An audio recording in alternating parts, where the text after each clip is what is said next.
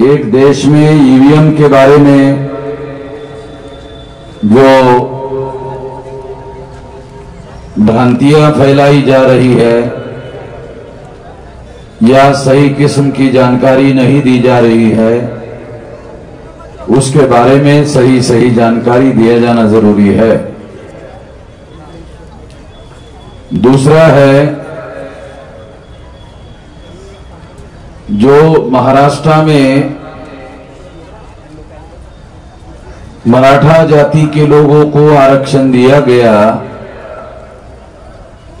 उसके बारे में भी बहुत सारी भ्रांतियां है और भ्रांतियों के साथ साथ राजनीति भी हो रही है। तो उस राजनीति का पर्दाफाश किया जाना जरूरी है।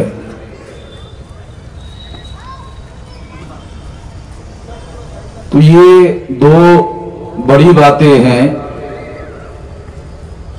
तीसरा मुद्दा है ओबीसी के रिजर्वेशन का, उनके जाति आधारित गिनती का। चौथा है मुस्लिम आरक्षण का। तो इन सारे मुद्दों के बारे में मैं संक्षिप्त में कुछ बातें आप सभी लोगों के सामने रखना चाहता हूं, क्योंकि बहुत विस्तार से सारी बातों के बारे में नहीं बताया जा सकता, क्योंकि इसके लिए अभी पर्याप्त समय नहीं है। साथियों, सबसे पहले मैं ईवीएम के बारे में कुछ बातें आप लोगों को बताना चाहता हूं, जो आज के तारीख का डेवलपमेंट है। 8 अक्टूबर 2013 को सुप्रीम कोर्ट ने ईवीएम मशीन के विरोध में निर्णय दिया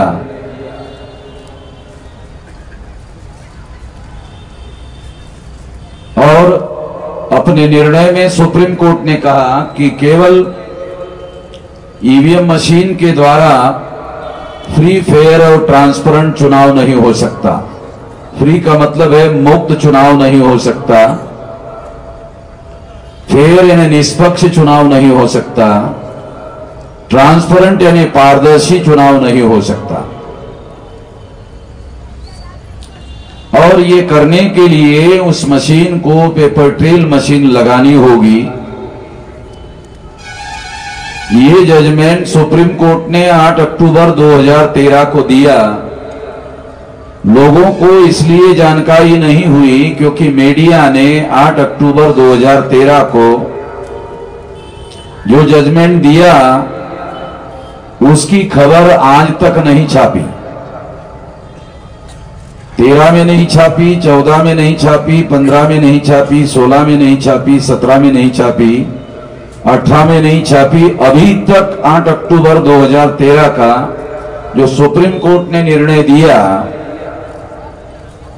अगर वो खबर छापी जाती तो लोगों को पता चलता कि ईवीएम मशीन में गड़बड़ी है, इस वजह से सुप्रीम कोर्ट ने ऐसा फैसला दिया और इस वजह से मीडिया के लोगों ने इस खबर को नहीं छापा। मीडिया इस षड्यंत्र में पूरी तरह से शामिल है। इसलिए जिसको राष्ट्रीय मीडिया कहा जा सकता है या लोग कहते राष्ट्रीय मीडिया, मैं उनको राष्ट्रद्रोही मीडिया मानता हूं, क्योंकि इन्होंने लोकतंत्र के विरोध में जो षड्यंत्र हो रहा था, उस षड्यंत्र को उजागर करने वाला जो निर्णय सुप्रीम कोर्ट ने दिया था, उसकी खबर उन लोगों ने नहीं छापी। इसके विरोध में मैंने 2014 से सारे देश भर में अभियान चलाया। तो बहुत सारे पढ़े लिखे लोग मुझे पागल कहते थे कि ये मोहन मेश्राम जो है पागल आदमी है। और हमने लगातार अभियान चलाया। अभी राष्ट्रीय स्तर पर 7 नेशनल लेवल की पार्टियां हैं, उसमें 6 नेशनल लेवल की पार्टियां 7 में से कह रही है कि ईवीएम में गड़बड़ी होती है, तो अब मेरे साथ साथ दूसरे लोग भी पागल हो गए। मैं 14 में अकेला ही पागल था, अब 6 नेशनल लेवल की पार्टी बीजेपी छोड़कर सारे के सारे लोग कह रहे कि यहां गड़बड़ी होती है। 3 राज्यों में कांग्रेस ने चुनाव जीतने के बाद राहुल गांधी को प्रेस कॉन्फ्रेंस में पूछा, अब तो ईवीएम के बारे में कोई आपका ऑब्जेक्शन नहीं है? तो कहा नहीं, ईवीएम के बारे में यूनिवर्सल प्रॉब्लम है। ऐसा कल प्रेस कॉन्फ्रेंस में रात में राहुल गांधी ने कहा। साथियों, ईवीएम मशीन के विरोध में मैंने सुप्रीम कोर्ट में केस दायर किया। केस ये थी कि 8 अक्टूबर 2013 को सुप्रीम कोर्ट ने ईवीएम मशीन को पेपर ट्रेल मशीन लगाने का आदेश दिया था, यह कहकर कि केवल ईवीएम मशीन के आधार पर फ्री, फेयर एंड ट्रांसपेरेंट चुनाव नहीं हो सकता। चुनाव आयोग कहता है ईवीएम मशीन में कोई गड़बड़ी नहीं है, मगर सुप्रीम कोर्ट में चुनाव आयोग ईवीएम में कोई गड़बड़ी नहीं है ये प्रमाणित करने के लिए, सिद्ध करने के लिए चुनाव आयोग विफल हो गया। किसी अखबार में ये बात नहीं छापी। डॉक्टर सुब्रमण्यम स्वामी और जीवीएल नरसिंह राव ने, जो आज दोनों के दोनों बीजेपी में हैं, उन्होंने सुप्रीम कोर्ट में केस दायर किया। उन्होंने प्रूव किया ईवीएम में गड़बड़ी है। अब दोनों के दोनों चुप है। उन्होंने प्रूव किया और उनकी बात को सुप्रीम कोर्ट ने माना, और सुप्रीम कोर्ट ने चुनाव आयोग की बात को नहीं माना। चुनाव आयोग ईवीएम में कोई गड़बड़ी नहीं होती है इस बात को सिद्ध नहीं कर सके चुनाव आयोग में, चुनाव आयोग सुप्रीम कोर्ट में। इसलिए सुप्रीम कोर्ट ने 8 अक्टूबर 2013 को चुनाव आयोग के विरोध में निर्णय दिया। इस वजह से अखबार वालों ने, मीडिया वालों ने खबरें नहीं छापी। इसलिए कह रहा हूं, मीडिया उस षड्यंत्र में सहभागी है। अगर लोकतंत्र के विरोध में कोई षड्यंत्र करता है तो एक प्रकार का राष्ट्रद्रोह है, और मीडिया ने इस खबर को ना छापकर राष्ट्रद्रोह किया। इसलिए मैं नेशनल मीडिया कहने वाले जो लोग हैं उनको कह रहा हूं, ये राष्ट्रद्रोही मीडिया है। अगर मीडिया वाले मेरे खिलाफ केस दायर करते हैं तो मैं उनको सुप्रीम कोर्ट में निपटूंगा। अगर वो मेरे खिलाफ केस दायर करते हैं तो मैं उनको सुप्रीम कोर्ट में निपटूंगा। मेरे पास उसके सारे सबूत पहले इकट्ठा कर रखे। मैं माइक में बाद में बोलता हूं, सबूत पहले इकट्ठा करके रखता हूं। उन लोगों को पता है।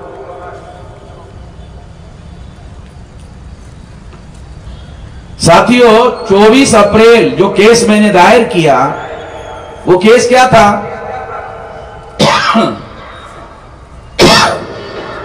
केस था ईवीएम मशीन को पेपर ट्रेल मशीन लगाने का,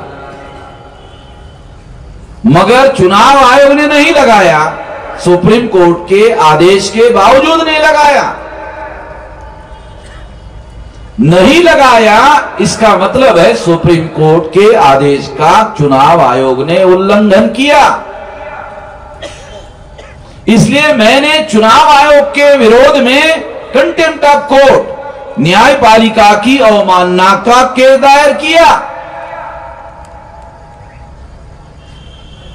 और अगर मेरे पास चुनाव आयोग ने न्यायपालिका का अवमानना किया इसका अगर सबूत नहीं होता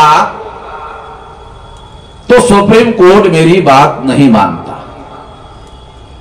सुप्रीम कोर्ट को मेरी बात मानना पड़ा क्योंकि मैंने सारे सबूत चुनाव आयोग ने कंटेम्प्ट ऑफ कोर्ट किया, न्यायपालिका की अवमानना किया, इसके सारे सबूत मैंने सुप्रीम कोर्ट में दिए और एक भी सबूत का जवाब, एक भी सवाल का जवाब चुनाव आयोग सुप्रीम कोर्ट में नहीं दे पाया। ये मैं ऐलानिया कह रहा हूं माइक पर सब लोगों के सामने। और मैं ये जो देख रहे हो ये वीडियो रिकॉर्ड कर रहा हूं और ये वीडियो रिकॉर्ड जो मैं कर रहा हूं हमारा सोशल मीडिया 64 देशों में देखा जाता है, भारत के भी बाहर। तो ये सारी दुनिया में दिख रहा है, बराबर है? सोशल मीडिया हमारे लोग देख रहे, हमारी टीम देख रही, तो ये सारे दुनिया में देखा जा रहा है। अखबार वाले मेरी बात नहीं छापते, अभी मुझे जरूरत नहीं है। अभी तो देश और देश के बाहर हमारी बात जो है देखी जा रही है। 2024 तक हमारा सोशल मीडिया जाएगा 15 करोड़ लोगों तक। इनकी बिल्कुल जरूरत, उनको मेरी जरूरत लगेगी कल। मैं उनके पीछे नहीं हूं, जो सच्चाई है वो लोगों को बताया जाना जरूरी है। साथियों, ये कंटेम्प्ट ऑफ कोर्ट की केस, उसके सारे सबूत मैंने दिए, इसकी वजह से सुप्रीम कोर्ट ने ऑर्डर दिया और मेरी केस में ऑर्डर दिया भारत सरकार के भी विरोध में, नरेंद्र मोदी के विरोध में, कि इनको चुनाव आयोग को 3,567 करोड़ रुपया दिया जाए। मेरी केस में दिया, नरेंद्र मोदी को 3,567 करोड़ रुपया देना पड़ा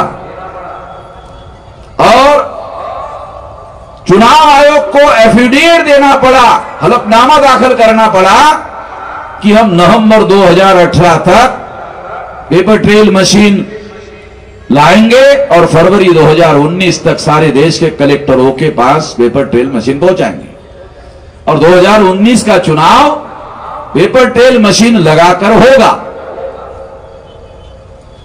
यह केस मैंने जीता। जीतने के बाद, मैं अमेरिका में था उस समय, जीतने के बाद जब मैं भारत आया तो मैंने देखा कि सुप्रीम कोर्ट का ऑर्डर आधा है, 50% है, 50% अधूरा है।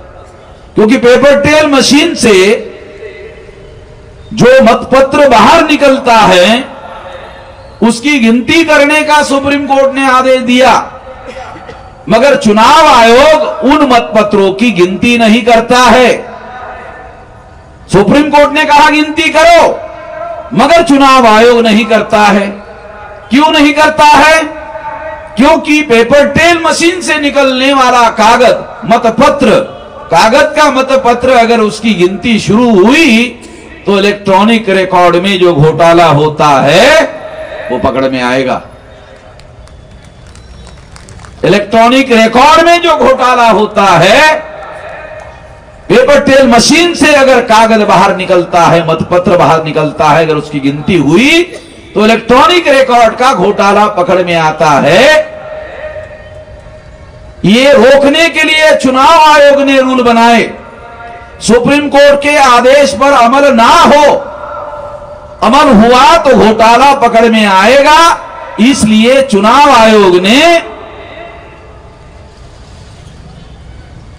ये रूल बनाए। और इसलिए ये बात मैं आप लोगों के सामने सार्वजनिक रूप से चुनाव आयोग के विरोध में कह रहा हूं। भारत की एक भी राजनीतिक पार्टी चुनाव आयोग के विरोध में मुंह खोलने के लिए तैयार नहीं है। सभी के सभी डरते, सारी पार्टी के लोग डरते चुनाव आयोग के सामने। मैं जब बलिया गया था तो बलिया में मेरा भाषण रिकॉर्ड करने के लिए चुनाव आयोग ने लोगों को भेजा, तो मेरा कार्यकर्ता स्टेज पर आया और कहने लगा, मेश्राम जी, चुनाव आयोग का आदमी आपका भाषण रिकॉर्ड कर रहा है। तो मैंने कहा, अभी देखो 2 मिनट में भाग जाएगा। कहा कि कैसे? मैं ही बोलता हूं, तुम देखो केवल, नीचे जाओ। वो नीचे गया, मैं जिस विषय पर भाषण कर रहा था बंद कर दिया और चुनाव आयोग के विरोध में भाषण शुरू कर दिया। तो जो रिकॉर्ड कर रहा था उसने सोचा कि चुनाव आयोग ने मुझे वामन मेश्राम का भाषण रिकॉर्ड करने के लिए भेजा है, ये तो चुनाव आयोग के विरोध में बोल रहा है, उसका रिकॉर्ड करूंगा तो चुनाव आयोग वाले बोले कि साले हमारे को गाली देने वाला भाषण रिकॉर्ड किया, तेरे को पैसा नहीं मिलेगा। तो वो इधर उधर देखने लगा, अपने गले का गमछा निकालकर जो रिकॉर्ड करने वाली मशीन थी उस पर डाला, फिर झोले में डाला, इधर उधर देख के कल्टी मार के चला गया। फिर मैं उत्तर प्रदेश में जितनी सभाओं में गया, एक भी सभा में फिर चुनाव आयोग ने मेरे कार्यक्रम को रिकॉर्ड करने के लिए नहीं भेजा। क्यों नहीं भेजा? क्योंकि उनको मालूम था मोहम्मद मेश्राम के पास चुनाव आयोग के विरोध में सारे दस्तावेजी सबूत है। इसलिए फिर मेरे कार्यक्रम को रिकॉर्ड करने के लिए उन्होंने नहीं भेजा। सारी पार्टियां चुनाव आयोग से डरती है और एक मैं अकेला आदमी हूं जिससे चुनाव आयोग डरता है, क्योंकि मेरे पास डॉक्यूमेंट्री एविडेंस है चुनाव आयोग के विरोध में केवल एकमात्र आदमी के पास कि चुनाव आयोग ईवीएम के घोटाले में सक्रिय रूप से सहभागी है। इतना ऐलानिया कोई नहीं बोल सकता, मेरे पास डॉक्यूमेंट्री एविडेंस है। इसलिए साथियों, अभी जो चुनाव हुए, मैं केवल एक एग्जांपल आपको बताना चाहता हूं। जब हैदराबाद में महानगर पालिका का चुनाव हुआ तो जितनी सीटें जीतने का ऐलान केसीआर ने किया था उतनी सीटें उन्होंने जीती। तो कांग्रेस का एक डेलीगेशन सोनिया गांधी को मिलने के लिए दिल्ली गया। जाने के पहले अखबार वालों को कहा कि ईवीएम में घोटाला होता है। वो दिल्ली गया और दिल्ली से चुपचाप होकर वापस आ गए। सोनिया गांधी ने उस डेलीगेशन वालों को कहा, चुप रहो, बोलो मत। सोनिया गांधी नहीं बोलती है तो फिर दूसरी क्यों बोले? सोनिया गांधी ने आज तक ईवीएम मशीन के विरोध में एक शब्द नहीं कहा। मैं चुनौती देकर कहता हूं कि सोनिया गांधी का कोई बयान ईवीएम मशीन के विरोध में दिखाओ। सारा देश के लोग बोल रहे, सोनिया गांधी नहीं बोल रही। राहुल गांधी ने कल केवल आधी बात की कि यूनिवर्सल प्रॉब्लम है और चुनाव आयोग को वो समस्या समाधान करना चाहिए। अरे जो समस्या की जड़ है चुनाव आयोग, वही समस्या का समाधान करे। कैसे करेगा? क्या ये राहुल गांधी को समझ में नहीं आता? सब समझ में आता है। सब चचेरे चचेरे, मौसेरे मौसेरे, भाई भाई है। मध्य प्रदेश के चुनाव की बात ले लो। मध्य प्रदेश के चुनाव में बीजेपी के वोट में और कांग्रेस के वोट में मिनिमम 7% और मैक्सिमम 9% का अंतर है। पत्रकारों को हमने कई बार सुना, मैंने पत्रकारों को बताया कि वोट परसेंट अगर 2-3% अगर इधर उधर हो जाता है तो सीटें जो है बहुत बढ़ जाती है जीतने वाली पार्टी की। अगर जीतने वाली पार्टी की 2-3% वोट ज्यादा होती है तो सीटें कहीं बढ़ जाती है। मगर मध्य प्रदेश में मिनिमम 7% से लेकर 9% तक वोट बीजेपी के विरोध में पड़ा, कांग्रेस को पड़ा। मगर सीटें कितनी आई? 114। बहुमत के लिए कितना चाहिए? 116। सीटें कितनी आई? 114। इसका मतलब है मध्य प्रदेश में कांग्रेस को बहुमत नहीं मिला। पिछले साल यही अंतर था तो बीजेपी को 165 सीटें मिली थी। 7% और 9% का जो गैप था उसके आधार पर 165 सीटें बीजेपी को मिली। उतने ही वोट परसेंटेज का अंतर अगर मध्य प्रदेश में है तो कांग्रेस को 114 सीटें क्यों मिली? इसका कोई जवाब होना तो चाहिए। चुनाव आयोग ने हमें लिख कर दिया कि भाई आप ईवीएम मशीन क्यों लगा रहे हो, तो बोलते जल्दी रिजल्ट आता है। कल 8 बजे सवेरे शुरू हुआ कल 8 बजे गिनती शुरू हुई सवेरे, और सवेरे 8 बजे खोलकर देखा, बोले अभी 3 बाकी है। 24 घंटे के बाद भी पूरा रिजल्ट नहीं आया। इसका मतलब यह है कि ईवीएम मशीन में हर जगह गड़बड़ी है। मैंने आपको तेलंगाना का उदाहरण दिया, तेलंगाना में भी है। अभी मैंने तेलंगाना के हमारे लोगों को कहा, जहां पर 0% आपको वोट पड़ा, क्योंकि हमारे पास सबूत है, डॉक्यूमेंट्री एविडेंस है। अमरावती में प्रोफेसर राणे विधानसभा का चुनाव लड़ रहे थे, वो जिस बूथ पर वोट डालने के लिए गए, अपने बीवी को साथ में लेकर गए। जब काउंटिंग हुआ तो उस बूथ पर प्रोफेसर राणे को 0 वोट निकला।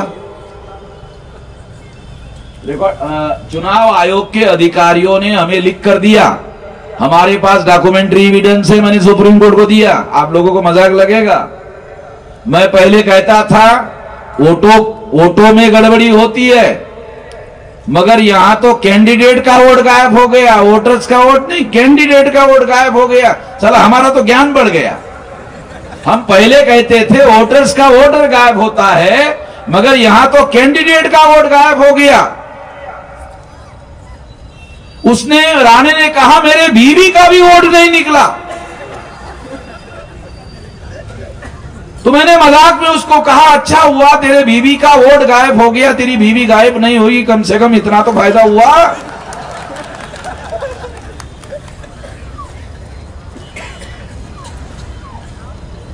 तो परिस्थिति यह है, और इसलिए इसके आधार पर कह रहा हूं, ये जो चुनाव हुआ, इस चुनाव में ईवीएम मशीन की एक खास बात आपको बताता हूं। ईवीएम मशीन की एक खास बात है, वो क्या है? बीजेपी के विरोध में कांग्रेस को फायदा होता है और कांग्रेस के विरोध में बीजेपी को फायदा होता है। ईवीएम मशीन में जब बीजेपी हारती है तो कांग्रेस को फायदा होता है, कांग्रेस हारती है तो बीजेपी को फायदा होता है। आप बोलेंगे तो समझ में नहीं आ रहा, अभी समझाता। जब कोई कांग्रेसी कांग्रेस छोड़ता है तो बीजेपी में जाता है, जब बीजेपी छोड़ता है तो कांग्रेस में जाता है। अब तो समझ में आ गया, अब तो समझ में आ गया ना। ये चचेरे मौसेरे भाई है। अगर चाचा कांग्रेस में है तो भतीजा बीजेपी में है। सरकार चाहे बीजेपी के आ जाए, सरकार चाहे कांग्रेस भी आ जाए, काम तो उनका होते रहे, क्योंकि घर में ही सरकार है। चाचा के घर में हो या भतीजे के घर में हो, ये बात समझना बहुत ज्यादा जरूरी है। और ये बात ना समझने की वजह से बहुत सारी समस्याएं हैं।